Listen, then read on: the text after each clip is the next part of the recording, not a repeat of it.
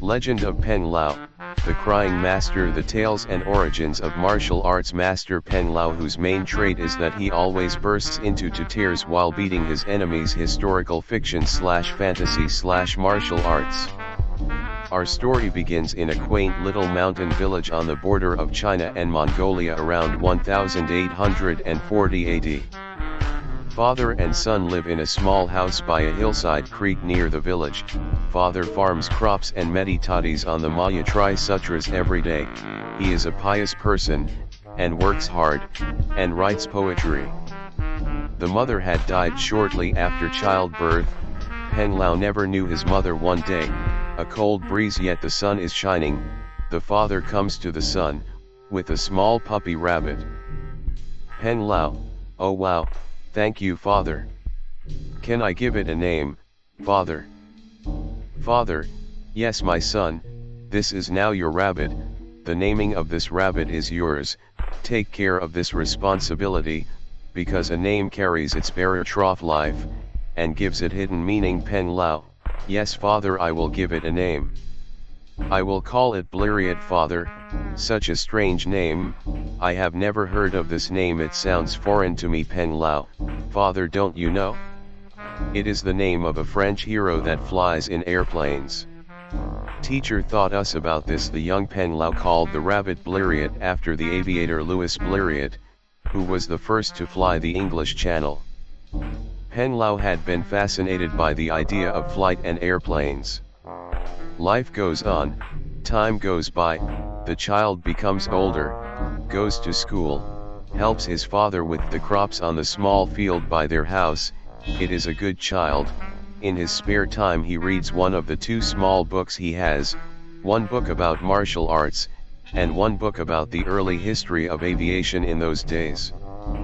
As by a miracle the rabbit Blériot had grown to an old age of 7 years. 7 years had passed. Peng Lau always took good care of the rabbit, and No was a teenager turned 19 in the Gregorian calendar.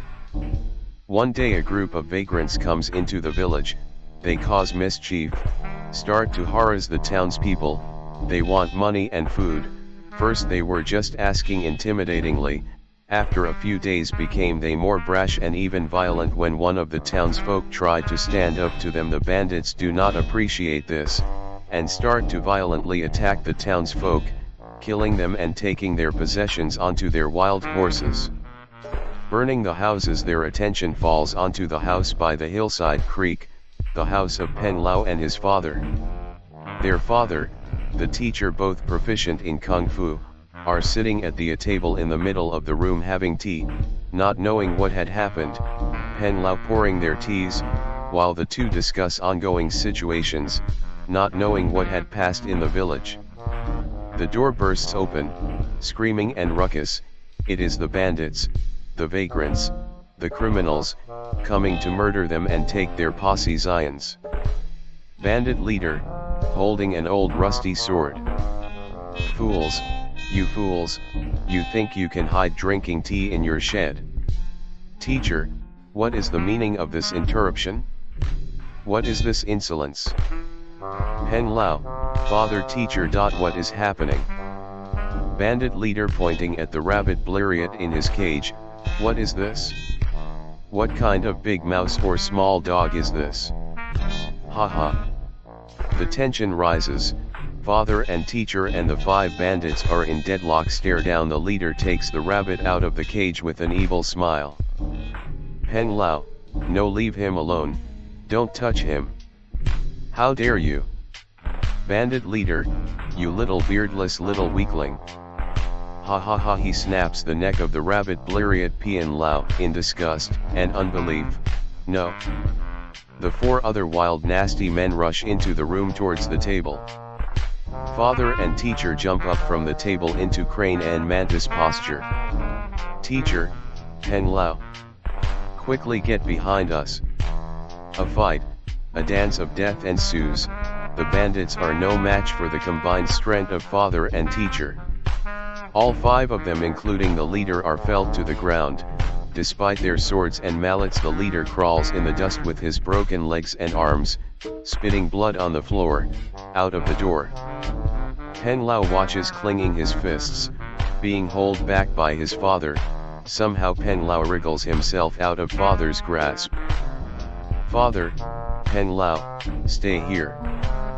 Fueled by anger and sadness, he runs towards the bandit leader crawling while crying. Peng Lau beats the leader of the scum to death with the blunt traditional stick. Peng Lau, how dare you? My Blériot, you horrible man, you. My little rabbit, how can you hurt my little sweet Blériot? He cries so hard while he keeps beating the face of the scum to a bloody pulp, with his bare knuckles. He falls back, looks at the dead rabbit, picks it up and caresses it in his arms, full of tears, inconsolable. Peng Lau, Blériot. Blériot. My sweet Blériot. This was the first time that Peng Lau had expunged such powerful force upon another human being.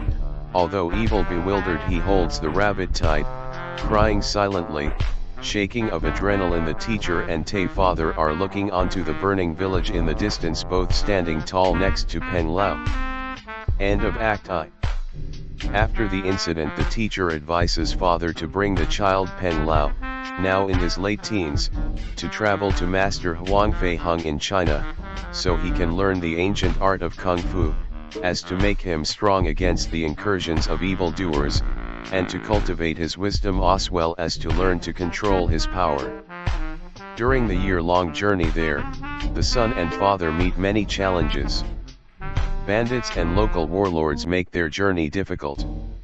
Yet somehow Peng Lau and his now elderly father manage to escape and defeat these enemies. Every time Peng Lau beats them to a pulp, he is crying.